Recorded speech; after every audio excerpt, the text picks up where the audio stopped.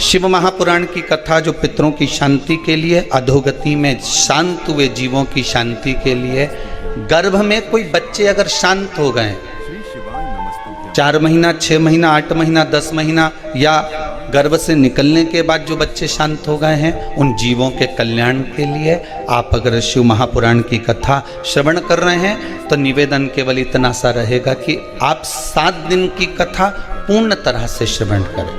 किसी को कथा का प्रसाद अगर बांटना है तो हम तो आपसे इतना ही कहेंगे कि जो लिंक आपके पास में आ रही है या जो कथा आप सुन रहे हैं, अपने रिश्तेदारों को भी फ़ोन कर कर बोल दें कि 1 बजे से 4 बजे तक शिव महापुराण की कथा जीवों के कल्याण हेतु चल रही है। और एक निवेदन और, आप तो कथा में आ जाते हैं, अपने घर में बैठकर कथा श्रवण कर रहे हैं, तो कथा में आप तो पहुंच गए या कथा आपने श्रवण कर ली, पर आपका चित्त कथा में लगा ना लगा, आपने शिव महापुराण की कथा श्रवण करने के लिए बैठ तो गए, टीवी के सामने भी आप बैठ गए, कथा सुनने के लिए, ऑनलाइन कथा श्रवण करने के लिए बैठ भी गए, पर आपका चित्त, आपका मन, आपकी बुद्धि, आपका विचार शंकर से जुड़ा कि नहीं जुड़ा, शिव महापुराण से जुड़ा कि नहीं जुड़ा, ये तो हमको नहीं मालूम। पर इतना जरूर मालूम है कि जिन जिन के घर में इस शिव महापुराण की कथा को पितृमोक्ष के अंतर्गत अपने घर में चालू करा और टीवी का वॉल्यूम अगर तेज कर कर आप श्रवण कर रहे हैं, तो जितनी दूर तक ये कथा जाएगी उतनी दूर में जो भी अधोगति में मरा होगा, जिसकी भी गति बिगड़ी होगी, उसकी तो मुक्ति हो जाएगी, उसका मोक्ष हो जाएगा। हमें ये नहीं मालूम कि आप सुन रहे हैं सही से कि नहीं सुन रहे। आप थोड़ी देर सुने, उठकर चले गए, फिर आए, फिर बैठ गए, या सोफे पे बैठे हो, पांव लंबे कर लिए, पलंग पर लेटे हो, आराम से श्रवण कर रहे हो, जिस भाव से श्रवण करो, कुर्सी पर बैठकर कथा श्रवण करो, अपने अपने घरों में जिस भाव से आप कथा सुन रहे हो, बस इतना सा निवेदन है। जैसे सुबह सुबह आरती लोग मंदिर में करते हैं तो चोंगा चला देते हैं, माइक चला देते हैं, क्यों चला देते हैं? कि उतने जितने भी लोग हैं उसको श्रवण हो जाए, वो आरती का संचार हो जाए। पर शिव महापुराण की कथा इस पितृ पक्ष में अगर आपकी दुकान पर, आपके घर में, आपकी कॉलोनी में चल रही है तो वॉल्यूम थोड़ा तेज कर कर, हमको तो दिखते ही नहीं है कि कोई जीव मर गया तो शांत होने के बाद वो इधर उधर भटक रहा है, पर शिव महापुराण के शब्द उसके कानों में जाएंगे, यह विश्वास है कि उस जीव का कल्याण स्वतः ही हो जाएगा। ना उसको पिंड की जरूरत, ना उसको तर्पण की जरूरत होगी, वो स्वतः ही तर जाए। भटके रोए, जिसके घर का जीव रहता है उसके दरवाजे पर रोज जाकर विनती करता है। देखो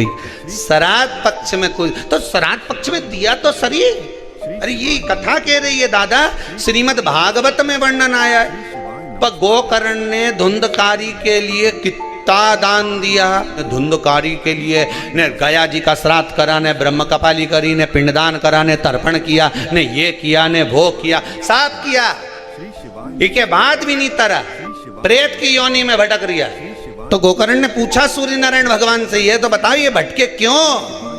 सूर्य नारायण भगवान बोले, तूने क्या क्या किया बता? मैंने गया जी का पिंड करा, तर्पण करा, ब्राह्मण का भोज कराया, सब कराया, तो इसका नाम नहीं बोला क्या? नहीं बोला, गोत्र, तो गोत्र भी लिखा।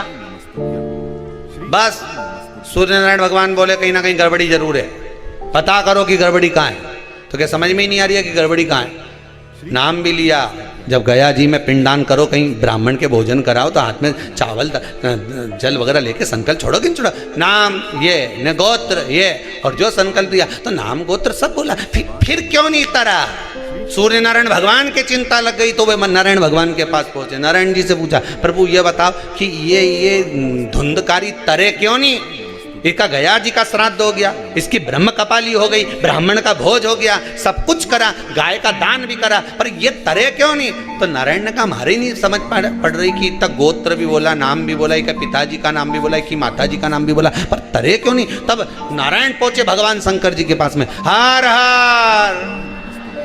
शंकर जी ने पूछा, भोलेनाथ जी से पूछा, भगवान विष्णु ने, ये बताओ कि प्रभु ये धुंधकारी का नाम लिया, गोत्र लिया, गया जी का श्राद्ध करा, पिंडदान करा, ब्राह्मण भोज करा, सब कुछ करा, फिर ये तरे क्यों नहीं? शंकर भगवान ने उसी समय पर नंदी के बुलाया और नंदी के बुला के पूछा, इधर अरे नंदी, अब तू बता कि ये क्यों नहीं तरे?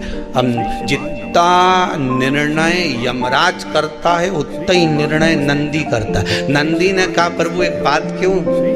थोड़ी अंदर की बात है, शंकर जी बोले चाहे अंदर की हो चाहे बाहर की हो, बोल दे जरा, जम के बोल जरा। तो नंदी ने तुरंत कहा प्रभु बात इतनी सी है कि जब जब पिंडदान करा, जब जब तर्पण करा, जब जब ब्राह्मण भोजन कराया, जब जब तिलांजलि करी गई, तब धुंधकारी का नाम धुंधकारी बोला गया। ठीक है, गोत्र आत्मदेव का बोला गया, आत्मदेव का पुत्र था ना, आत्मदेव का बोला गया। फिर गलती कहाँ हो गई? नंदी बोले गलती ये हो गई कि इसकी सहेली की संतान थी और उसकी गोदी लेके आ गई थी पैसा दे के। बोलो सही है कि गलत है? गोदी लेकर आ गई थी पैसा दे के। गोत्र बोलना था सहेली का, बोला जा रहा था इधर का, इसलिए तर नहीं पाया, इसलिए नहीं तरा, मोक्ष नहीं मिला। गोत्र मूल। और जो गोत्र नहीं जानते उनसे तो हम इतना ही कहेंगे कि शिव जी का नाम ले लीजिए। भगवान शिव की कथा कर रही है। शंकर भगवान गोत्र का मूल महत्व बताते। एक बात अपने भी जीवन में उतार कर रखिए। कुंवारी अवस्था में मरने वाले जीव जो गर्भस्थ मर जाएं या कुंवारी अवस्था में चले जाएं, आप कितना भी इनके लिए दान दे लो, कितना भी आप पिंडदान कर दो, कितना भी इनके लिए आप ब्राह्मण भोज करा दो, इनका कल्याण जब तक नहीं है जब तक घर का कोई एक व्यक्ति, दो व्यक्ति जो भी हैं घर में, वो शिव महापुराण की कथा ना सुने। और मेरा तो माताओं से विशेष रूप से निवेदन है, पुरुष वर्ग से तो है ही, नवयुवक बच्चों से तो है ही, 71 पीढ़ी तर जाती है मात्र एक शिव महापुराण की कथा श्रवण करने वाले, करवाने वाले की। अगर मान लो आप ब्राह्मण को भोजन नहीं करा पा रहे हैं, मान लो आप गौ माता को रोटी नहीं दे पा रहे हैं, स्वान को भोजन नहीं दे पा रहे, कौवे को भोजन नहीं दे पा रहे हो, और मान लो गया ब्रह्म कपाली या कहीं पिंडदान नहीं कर पा रहे हो, तिलांजलि तर्पण नहीं कर पा रहे हो, तो एक काम जरूर करना, जल के पात्र में 2 बूंद गंगा जल डालना और वो गंगा जल शंकर को रोज 16 दिन तक चढ़ाइए, पितृदोष समाप्त हो जाए। पितृदोष है ये आपको कैसे मालूम पड़ेगा? पितृ भूखे हैं, इसका तो वर्णन हमने पहले कर दिया कि रात्रि को जब आप सोने के बाद में 1-1.5 घंटे बाद अगर आपकी नींद खुल जाए, 1 घंटा 1.5 घंटा आप सो लिए, उसके बाद जो नींद खुली तो 1-1.5 घंटे तक अगर आपको नींद नहीं आ रही है, रात्रि को सोने के बाद में 1 घंटे बाद जब उठे तो आपको प्यास लग गई, भूख लगने लगी, प्यास लगने लगी कि मेरे को पानी पीना पड़ेगा, घबराहट हो रही, पानी पीना पड़ेगा। 1-1.5 घंटे सोने के बाद अचानक नींद खुले और आपको प्यास लगे, समझ लेना आपके पितृ भूखे हैं और प्यास है, वो भूखे और प्यास है, उनको जल की जरूरत है। किसी भी नदी में, सरोवर में, कुंड में, बावड़ी में, तालाब में, आप तीर्थ में जाकर जब स्नान करते हैं तो स्नान करने के बाद एक काम का नियम बना लो कि अपने हाथ की अंजलि में जल लेकर अपने पूर्वजों को देना। प्यासे रहते हैं। 3 वृक्ष पितरों के तुल्य हैं। श्री शिवाय नमस्तुभ्यम, श्री शिवाय नमस्तुभ्यम, श्री शिवाय नमस्तुभ्यम। नैमिषारण्य की कथा में भी कहा था, श्री शिवाय नमस्तुभ्यम। 3 वृक्ष पितरों के तुल्य हैं। पहला पीपल, दूसरा बट वृक्ष, तीसरा बेलपत्र का वृक्ष। ये पितरों के तुल्य हैं। श्री शिवाय नमस्तुभ्यम, श्री शिवाय। अगर आपको रात्रि में नींद नहीं आ रही है, ऐसा लगता है कि रात्रि को 1 घंटा 1.5 घंटा सोने के बाद कुछ गलत गलत विचार आने लगते हैं, नींद सुबह 3 बजे तक 4 बजे तक नहीं आती, 4 बजे के बाद फिर नींद आती है, तो एक प्रैक्टिकल जरूर कर देखना। एक प्रैक्टिकल करने में क्या जाता है, प्रयास करने में क्या कुछ जाता है क्या? प्रैक्टिकल कर देखना कि कहीं सियोर वाला महाराज झूठ तो नहीं बोल रहा, तो प्रैक्टिकल करने में कुछ नहीं जाए।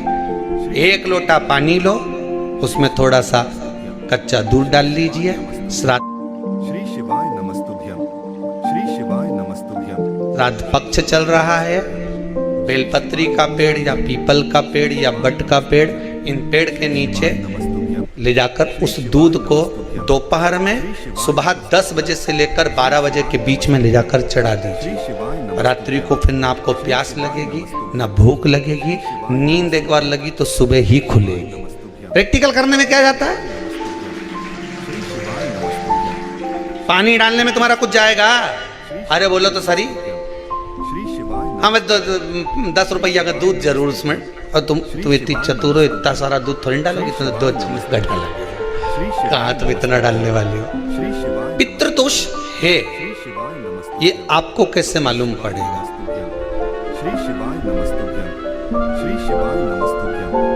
पितृ भूखे हैं, इसका तो वर्णन हमने पहले कर दिया कि रात्रि को जब आप सोने के बाद में 1-1.5 घंटे बाद अगर आपकी नींद खुल जाए, 1 घंटा 1.5 घंटा आप सो लिए, उसके बाद जो नींद खुली तो 1-1.5 घंटे तक अगर आपको नींद नहीं आ रही है, रात्रि को सोने के बाद में 1 घंटे बाद जब उठे तो आपको प्यास लग गई, भूख लगने लगी, प्यास लगने लगी कि मेरे को पानी पीना पड़ेगा, घबराहट हो रही, पानी पीना पड़ेगा। 1-1.5 घंटे सोने के बाद अचानक नींद खुले और आपको प्यास लगे, समझ लेना आपके पितृ भूखे हैं और प्यास है। श्री शिवाय नमस्तुभ्यम, श्री शिवाय नमस्तुभ्यम, श्री शिवाय नमस्तुभ्यम। वो भूखे और प्यास है, श्री शिवाय, उनको जल की जरूरत है। श्री शिवाय नमस्तुभ्यम, श्री शिवाय। 3 वृक्ष पितरों के तुल्य हैं। पहला जम के बोलिए पीपल, दूसरा बट वृक्ष, तीसरा बेलपत्री का वृक्ष। 3 पीपल के वृक्ष में 52,000 ब्राह्मण एक साथ निवास करते हैं, इसलिए पितृतुल्य है। बट वृक्ष ब्रह्मा जी के मस्तक से बना, इसलिए पितृतुल्य है। और बेलपत्री का वृक्ष माता पार्वती जी के अश्रु से बना। जब आंसू गिरे थे माता जगत जननी जगदम्बा पार्वती के, उस समय पर पितृलोक में हलचल उत्पन्न हो गई थी। हमारी नातिन की आंख में आंसू कैसे आ गए? मैनावती की पुत्री है। श्री शिवाय नमस्तुभ्यम, श्री शिवाय नमस्तुभ्यम, श्री शिवाय नमस्तुभ्यम। पितरों की नातिन, श्री शिवाय, इसकी अश्रु कैसे गिर गए? शिवाय नमस्तुभ्यम। पार्वती जी ने कहा ये आंसू नहीं, मेरा पुण्य भाग प्रकट करती हूँ बेलपत्री के रूप में। तो पितरों ने वर दिया था कि ये बेलपत्री का वृक्ष हमारा आशीर्वाद है, इसके नीचे अगर कोई दीप लगाता है, शिव को स्पर्श कर चढ़ाता है, उसके पितरों की शांति होगी। हम स्वयं उसको आशीर्वाद देने के लिए पधारेंगे। बेलपत्र का वृक्ष। तो रात्रि को अगर भूख लग रही है, प्यास लग रही है, तो पितृदोष। दूसरा पितृदोष का लक्षण बताया, घर में कोई शुभ कार्य ना हो, श्री शिवाय नमस्तुभ्यम, वंश की वृद्धि ना हो, 1 रुपये कमाओ 1.25 रुपये खर्च हो रहे हैं, पैसा 10 जगह से कमाई आ रही है पर घर में टिक नहीं पा रही, आया गया, पितृदोष। जरा सी कटोरी पड़ी है उसके पीछे विवाद चालू हो जाए, पानी ढुल गया उसके पीछे विवाद हो जाए, या छोटी छोटी बात में घर में क्लेश मचा हुआ है, पितृदोष है। समझ लो हमारे पूर्वज हमसे खुश नहीं, श्री प्रसन्न शिवाय नहीं। नमस्तुभ्यम, श्री शिवाय नमस्तुभ्यम, कोई कहता है गुरुजी नमस्तुभ्यम, श्राद्ध नमस्तुभ्यम, बड़े बेटे को करना चाहिए कि छोटे को करना चाहिए? नमस्तुभ्यम। शिव महापुराण की कथा कहती है, अगर जायदाद का पूरा हिस्सा बड़े ने लिया हो और तुमने अपनी माता का दूध ना पिया हो तो एक ही को कर लेने दो। अगर माता का दूध पिया है और अगर एक अंगूठी भी ली है, जरा सा एक कपड़ा भी अगर सास का लिया है, तो श्राद्ध तो तुझे करना ही पड़ेगा। अगर तुमने उनका कुछ खाया है तो अब एक काम और हो सकता है, गुरुजी वो श्राद्ध अगर हम नहीं करें और बड़े भैया करें और हम उन्हीं के यहाँ चले जाएं तो चले जा, मना कौन कर रहा है? श्री शिवाय, पूड़ी का तेल तू ले जा, श्री शिवाय नमस्तुभ्यम, खीर का दूध 2 थैली श्री तू खरीद के ले जा। जितना वहां वो सेवा करे उतनी सेवा तुम करो। शिवाय, गलत है क्या? श्री शिवाय, जायदाद का भी तो हिस्सा किया था, श्री शिवाय नमस्तुभ्यम, सुई छुरी की नोक के बराबर नहीं धुआं नहीं। ईंट इधर खसकी है तो हमारी इधर खसका दीजिए। हमारी बसियत में इतना लिखा है तो फिर बसियत में ये भी लिख के जाना चाहिए था। मैं तो क्यों सबके, तुम डरो मत ही रहे एक भी। जब छोरा छोरी के जब सब सामान प्रॉपर्टी दो ना, जमीन दो ना, जायदाद दो ना, सारा सामान छोरा छोरी के दो तो उनके लिख के भी जाओ कि हमारी श्राद्ध कर दे अच्छे से, नहीं तो भूतड़ी बन के सताऊंगी। श्री शिवाय नमस्तुभ्यं, श्री शिवाय नमस्तुभ्यं, श्री शिवाय नमस्तुभ्यं, श्राद्ध करो। श्री शिवाय नमस्तुभ्यं, श्री शिवाय कितना दिया तुमको, बोलो ईमानदारी से बोलना, कितना दिया? श्री शिवाय ढेरों।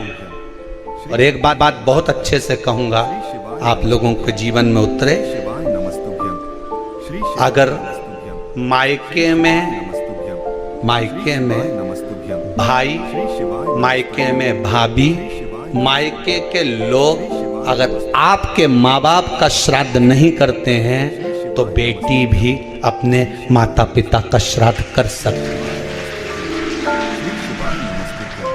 उसने भी दूध पिया है अपने माता पिता का, श्री शिवाय नमस्तुभ्यं, श्री शिवाय नमस्तुभ्यं, श्री शिवाय पर वो श्राद्ध का भोजन कौन कराएगा? बेटी का पुत्र हो, बेटी की पुत्री हो, वो कराए। श्री शिवाय और नाम वो नाना नानी का ले करे। श्री शिवाय नमस्तुभ्यं, अगर वो नहीं कर रहे हैं, वो नहीं संभालते, वो नहीं जानते, तो आप करो। श्री शिवाय नमस्तुभ्यं, दो भाग होते हैं। श्री शिवाय जब एक रोटी गाय के मुख में दी जाती है, गाय के मुख में जब हम रोटी देते हैं, एक रोटी जब देते हैं, या तो गाय के मुख में 16 श्राद्ध में जब रोटी देते हैं तो रोटी को बीच में से तोड़कर, रोटी का जो भाग होता है उसको, मतलब ऊपर से फुलका का परत नहीं निकालना है। रोटी जो सीधी सीधी है ना, जैसे ये रोटी है तो इसको बीच में से तोड़ लिया, दो भाग विभाजित कर लिया। भाग होते हैं। जब एक रोटी गाय के मुख में दी जाती है, गाय के मुख में जब हम रोटी देते हैं, एक रोटी जब देते हैं, या तो गाय के मुख में 16 श्राद्ध में जब रोटी देते हैं तो रोटी को बीच में से तोड़कर, रोटी का जो भाग होता है उसको, मतलब ऊपर से फुलका का परत नहीं निकालना है। रोटी जो सीधी सीधी है ना, जैसे ये रोटी है तो इसको बीच में से तोड़ लिया, दो भाग विभाजित कर लिया। नीचे वाले भाग में भी थोड़ा सा गुड़ शक्कर रख लिया, ऊपर वाले भाग में भी गुड़ शक्कर रख लिया, एक के ऊपर एक रोटी को रख लिया, वो गाय को दी। तो अपन श्राद्ध पक्ष में 2 पूड़ी का प्रमाण है कि गाय को 2 रोटी दी जाती है, कुत्ता को 2 रोटी दी जाती है। 2 पूड़ी रख के देते भी देते, आप लोग तो देते होगे। 2 पूड़ी के ऊपर पूड़ी रखकर, थोड़ा सा मीठा रखकर, नमकीन रखकर, कुत्ते को भी देते। 2 पूड़ी तोड़कर कागा को भी देते। 2 पूड़ी का प्रमाण कहाँ से आया? 2 भाग रोटी के टुकड़े का प्रमाण कहाँ से आया? श्राद्ध पक्ष में ही ऐसा क्यों किया जाता है? बाकी के समय पर तो कोई ऐसा 2 पूड़ी का प्रमाण ही नहीं, पर श्राद्ध पक्ष में ये क्यों कहा जाता है कि पूड़ी के ऊपर पूड़ी रख दे, उसमें मीठा रख दे, खीर शक्कर रख दे, गाय को दिया, कुत्ते को दिया, कागा को दिया, ऐसे क्यों कहा जाता है? उसका कारण क्या होता है? उसका केवल एक कारण है, जो नारी ने भोजन का निर्माण करा है, जो घर की बहू भोजन बनाई है, जो घर की बेटी ने भोजन बनाया है, घर की माता ने भोजन बनाया है। महाराज, पिता पुरुष एक कुल को तारता है, बेटी 2 कुल को तारती है। जब श्राद्ध पक्ष में 2 भाग रोटी के कर कर गाय को देती है, 1 भाग तो उसके ससुराल वालों को मिलता है, मायके को भी मिले, ससुराल। जब गया जी का पिंड होता है तो नाना नानी सबका स्मरण कराया जाता है। 2 भाग। नमस्कार दोस्तों, श्री शिवाय नमस्तुभ्यम, हर हर महादेव। आप सुन रहे थे श्री पितृ मोक्ष शिव महापुराण कथा, जिसका पहला दिन था। पूज्य गुरु जी पंडित प्रदीप मिश्रा जी के मुख से। आपको वीडियो अच्छी लगी तो इसे लाइक करें और चैनल को सब्सक्राइब ज़रूर करें।